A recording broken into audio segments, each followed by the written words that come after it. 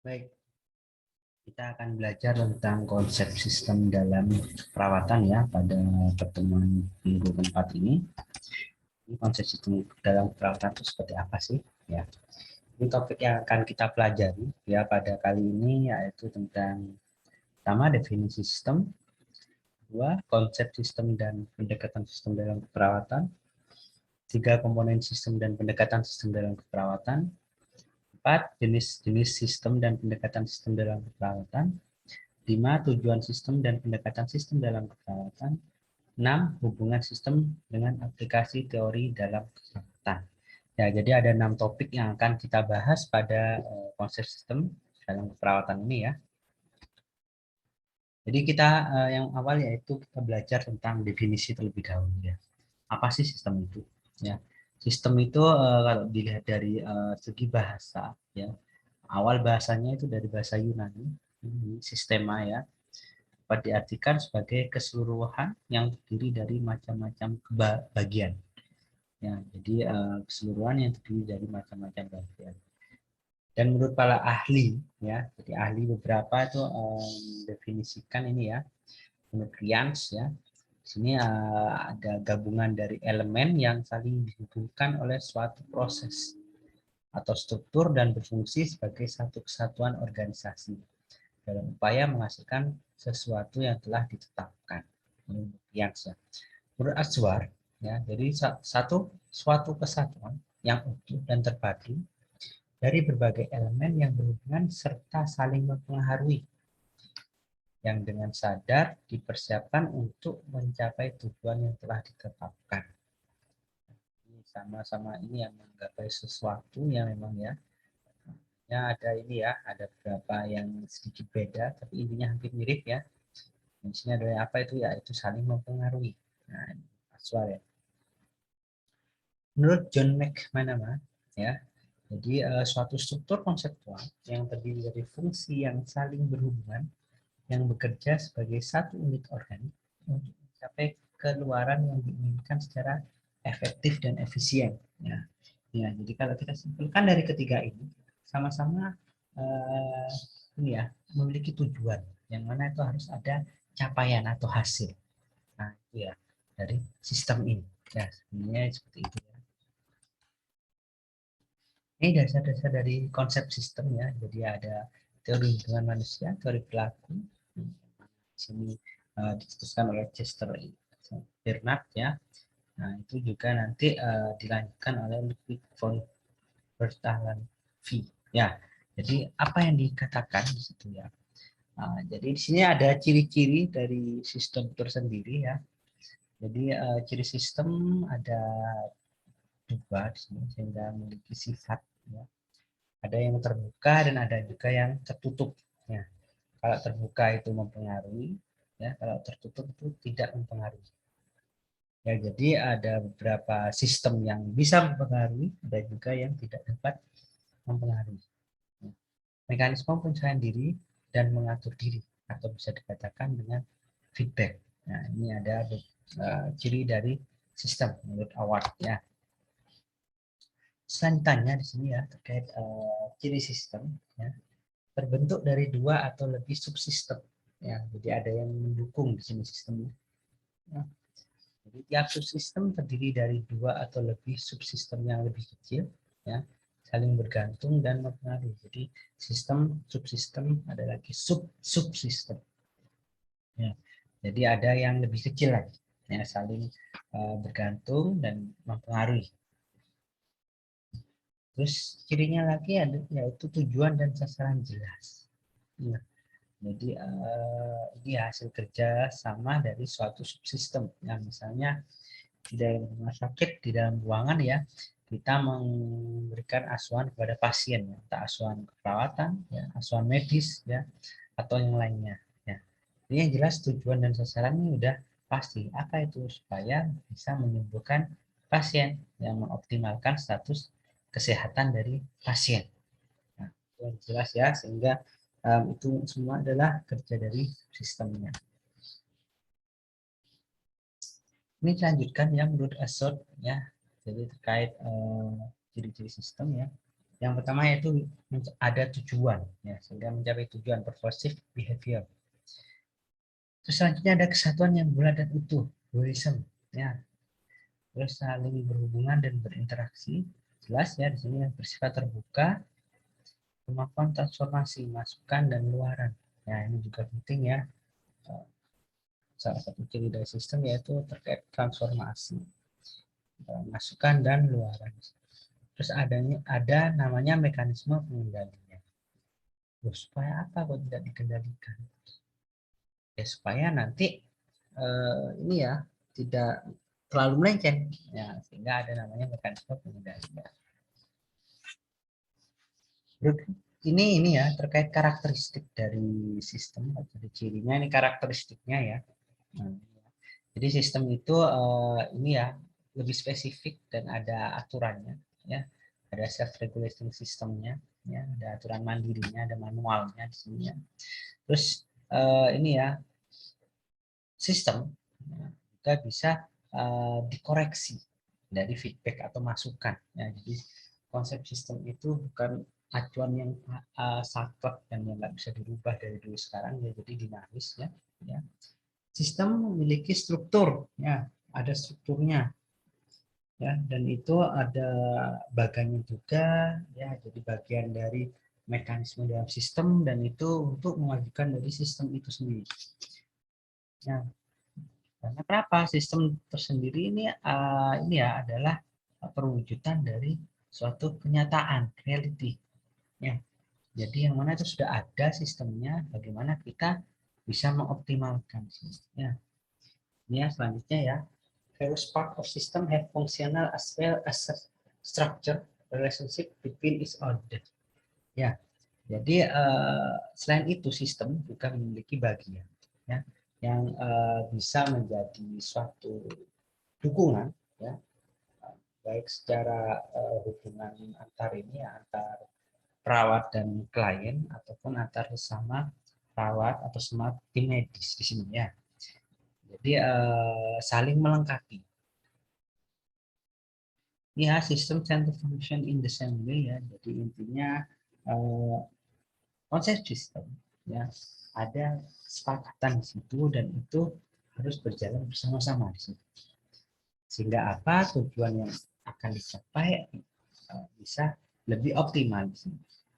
Ya, dan yang terakhir, every living organism is essentially an open system. Ya, jadi sistem terbuka di sini ya. Jadi setiap organisme ya atau makhluk hidup di sini ya. Jadi pasti memiliki sistem terbuka. Ya, walaupun di sini kalau kita contohkan manusia sendiri terkadang ada yang belum optimal ya untuk menjalani konsep sistemnya. Ini ya elemen wujud ya yang berupa nanti bisa menjadi ciri jelasnya seperti apa ya kalau kita mengatakan sistem sebagai suatu wujud ya. Terbagi ini ada dua ya, konkret dan abstrak. Ya, ini contohnya di sini ya. Jadi harapannya sistem ini suatu wujud ya, itu adalah memiliki ciri yang jelas, yang batasannya itu tidak abu-abu. Ya. Ini contohnya terbagi dua gitu ya. Secara konkret ya, suku cadang bisa menjadi mesin di sini ya. Dan itu kita pastikan suku cadangnya dan mesin yang misalnya kita gunakan itu relevan.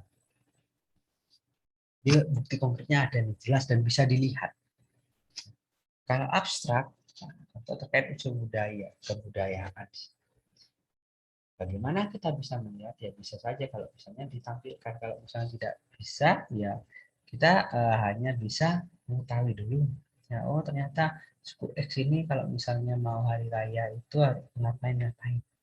Ya, hanya kita tidak bisa melihat bentuk realnya. Ya, karena nanti biasanya harus ada bentuk realnya terkait unsur budaya atau kebudayaan. Ini ya sistem sebagai suatu metode. Ya. Metode adalah suatu mekanisme penyelesaian permasalahan atau masalah dalam pekerjaan. Ya.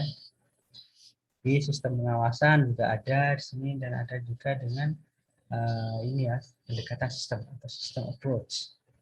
Makanya di sini walaupun ini ya mekanismenya masih berproses, harapannya tim medis sudah terpapar. Kita tinjau kembali terkait Undang-Undang Keperawatan ya, nomor 8 tahun 2014, yang mana itu masih ini ya, masih berproses ya sampai saat ini. Memang masih banyak yang perlu dicek kembali ya, dikritisi kembali sehingga itu benar-benar menjadi undang-undang yang eligible. Nah, nanti ya. Ini ya, kalau dari pengertian ya, nanti bisa dicek sendiri ya. Jadi perawatan adalah kegiatan pemberian asuhan kepada individu, keluarga, kelompok, atau masyarakat baik dalam keadaan sakit maupun sehat. Ya, pengertiannya ya. Itu untuk keperawatan. Untuk pelayanan keperawatan, ya, merupakan suatu bentuk pelayanan profesional yang merupakan bagian integral dari pelayanan kesehatan yang didasarkan pada ilmu dan kiat keperawatan ditujukan pada individu, keluarga, kelompok, atau masyarakat, baik sehat maupun sakit. Nah, ini ya, ingat ya. Jadi fokusnya adalah baik pasien itu sehat ataupun sakit. Nah, kalau sakit sudah jelas ya. Kalau sehat ini ya, jadi harus tetap kita pantau.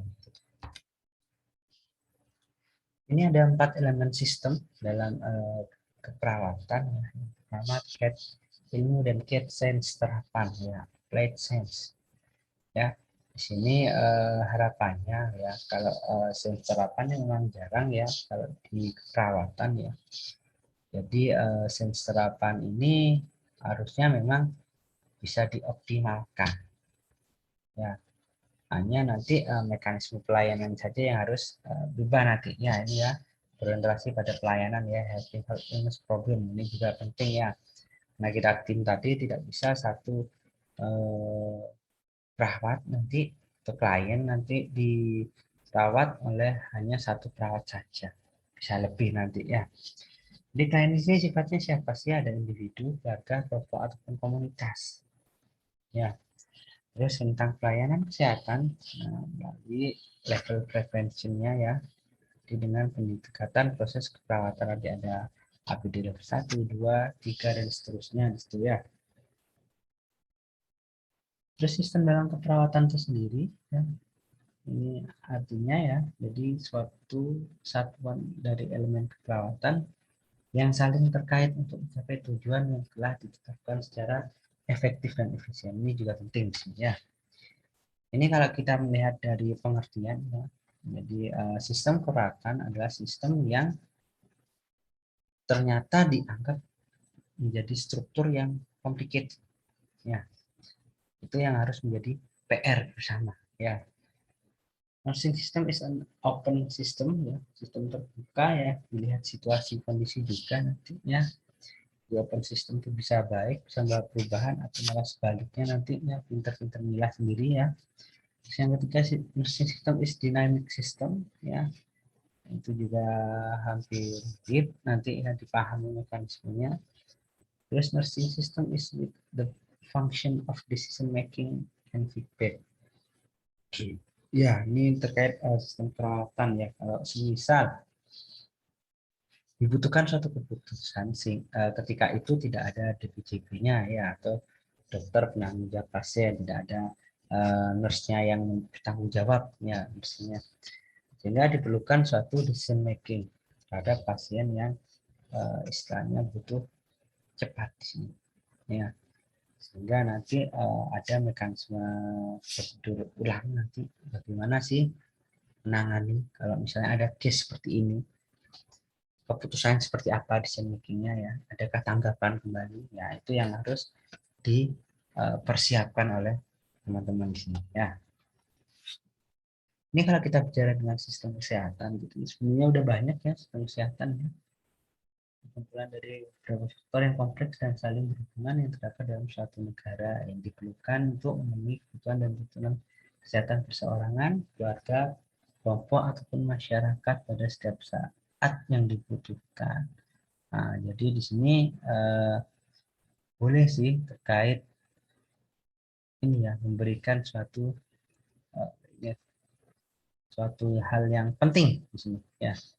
Jadi kalau di sini kita melihat adanya korelasi ya dalam satu negara terkait keterikatan dari sistem kesehatan. Ya, jadi ada kartu-kartu kesehatan yang mana itu bisa dipakai dimanapun berada asal NIK-nya nanti sesuai. Ya, jadi itu ya kalau kita bahas sistem kesehatan. Ini menurut WHO, ya, jadi seperti apa sih konsep sistem itu pada pasien tentunya ya. Jadi pasien bergantung pada beberapa individu yang mana di situ untuk membantu pasien melakukan pemenuhan kebutuhan dasar manusia di sini. Kenapa penting sekali ya melakukan tindakan yang benar di saat waktu yang tepat juga. Ya, misalnya contoh masukkan obat di sini ya harus sesuai dengan jamnya. Nah ini ya selanjutnya harus memahami terkait uh, sistem ini ya sistem caring ya. Nanti kita uh, harus memahamkan dulu.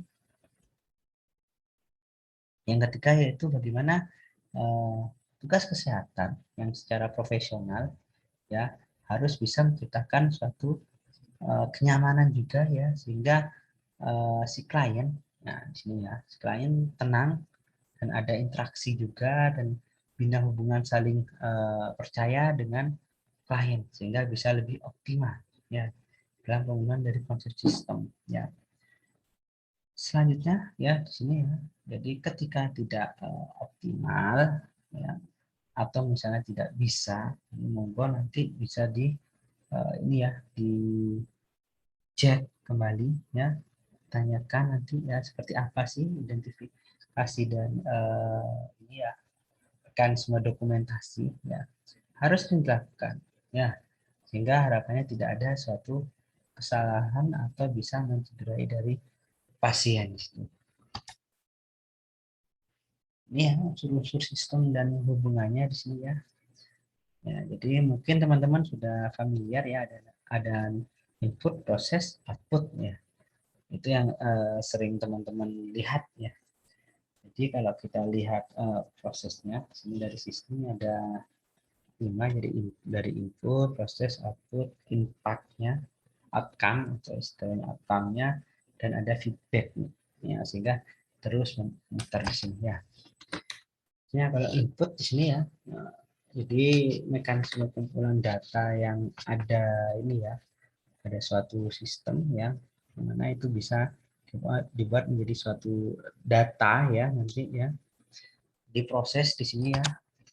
Jadi bagian dari elemen yang terdapat pada itu ya, ada konsep ini mekanisme dalam tubuhnya itu ya, sehingga nanti bisa dioptimalkan nanti dalam proses di sini ya bisa mengubah masukan menjadi luaran nanti hingga ada output di sini ya. Output di sini merupakan kumpulan bagian atau elemen yang dihasilkan dari berlangsungnya proses dalam sistem. Untuk output ya, untuk outcome ya akibat yang dihasilkan dari haluan dari suatu sistem juga ya. Jadi sudah kerasa kalau ada outcome-nya di situ. Kalau feedback sendiri kumpulan bagian atau elemen yang merupakan haluan dari sistem dan sekaligus sebagai masukan bagi sistem tersebut ya memberikan masukan di sini feedback ya environment ya jadi walaupun memang tidak dikelola oleh kita sendiri terkait ini ya mekanisme environmentnya di area pelayanan seenggaknya di sini teman-teman semua harus paham nih ya jadi ketika dikelola sistem yang kurang baik ya nanti bisa mempengaruhi area di sekitarnya sehingga harapan di sini harus benar-benar dioptimalkan. Ini ya konsep-konsep dari open system ya. Di sini silakan ada input, output, sistem ya dan negatif feedback sebenarnya. Jadi itu terkait mekanismenya ya. Ini contoh-contohnya ya, misal dari input ya. Jadi ini ya, bagaimana bisa mengoptimalkan sistem dengan cara ini. Nah, Jadi nanti bisa kita ya pastikan ternyata ya water system itu memang kompleks ya. Jadi harus benar-benar bisa optimal untuk dilakukan nanti. Ya. Ini kalau kita melihat sistem pelayanan kesehatan dari input, proses, output. Bagaimana inputnya merekrut, ya ada pengumuman, ya kita proses, ya bagaimana prosesnya terkait bagaimana caringnya, ya skill labnya, ya terus outputnya bagaimana bagi masyarakat luas nanti, ya jadi harus ada planning juga di sini ya terkait mekanismenya nanti. Ini terkait sistem penyelesaian masalah, ya ada input, proses, output, ya ada 3 ya, mana input masalahnya seperti apa, proses ada tenaga, dana, sarana, ya kalau output masalah kesehatan sudah terselesaikan, ya kalaupun misalnya tidak terselesaikan nanti evaluasi dikembalikan lagi ya dari input, proses, output mekanisme sistemnya ya. Ini tingkatan dari sistem ya. Jadi dari subsistem, sistem, dan suprasistem yang otomatis lebih besar cakupannya sistematikanya ya. Ini terkait pendekatan sistem ya. Ada penerapan prosedur logis dan rasional dari satuan komponen yang saling terkait untuk mencapai tujuan yang ditetapkan. Ini dari pengertian dari Harvey ya. Terus terkait metode analisis, desain, dan manajemen untuk mencapai tujuan juga bisa di sini. Ataupun ada penerapan cara berpikir sistematis dan logis untuk memecahkan suatu permasalahan. Ini terkait pendekatan sistem matikannya seperti apa. Ya. Nah, ini dari lanjutannya di sini ya, yang mana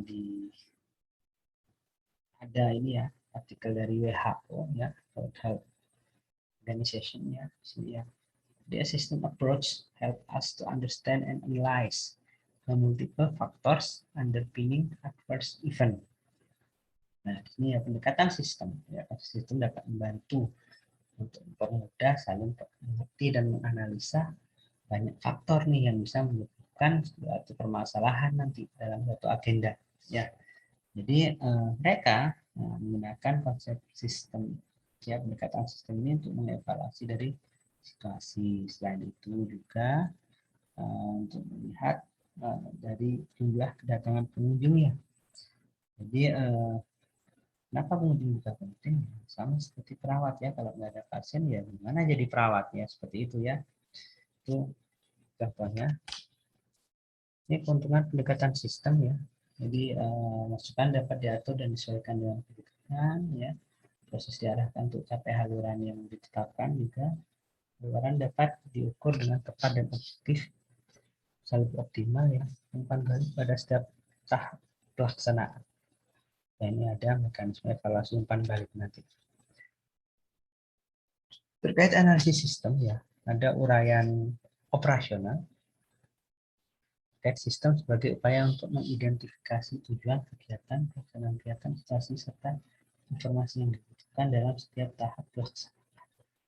Ini yang terkait analisis sistemnya. Dia uraian yang profesional ya, untuk mengidentifikasi tujuan kegiatan, pelaksanaan kegiatan, situasi, serta informasi yang dibutuhkan terkait analisis sistem.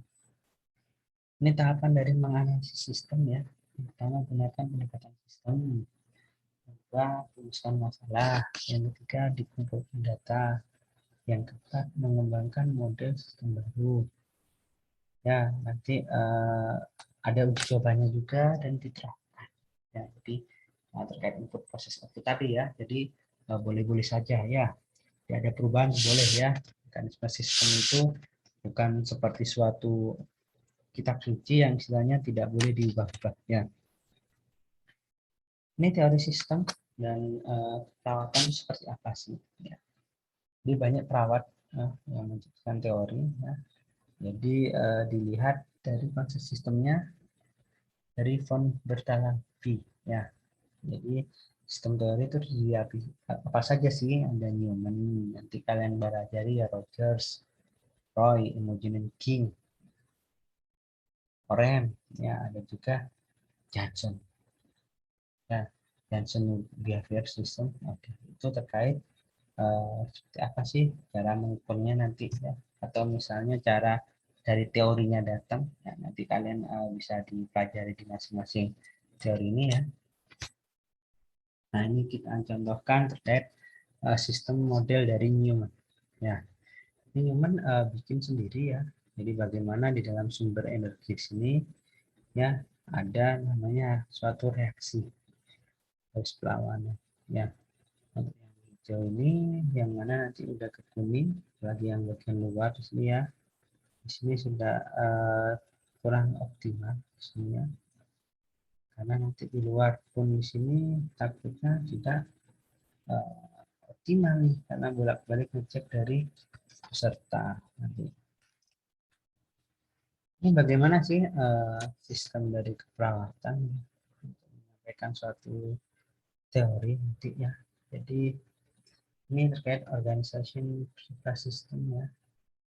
Jadi bagaimana maintenance-nya, bagaimana mekanismenya itu bisa dicek nanti.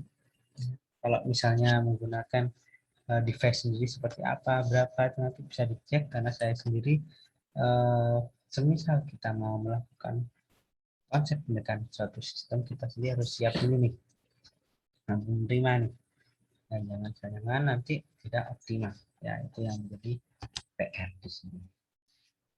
Mungkin itu ya terkait konsep sistem dan pendekatan sistem dalam keperawatan. Semoga materinya bermanfaat ya, dan sampai jumpa di lain kesempatan di sini.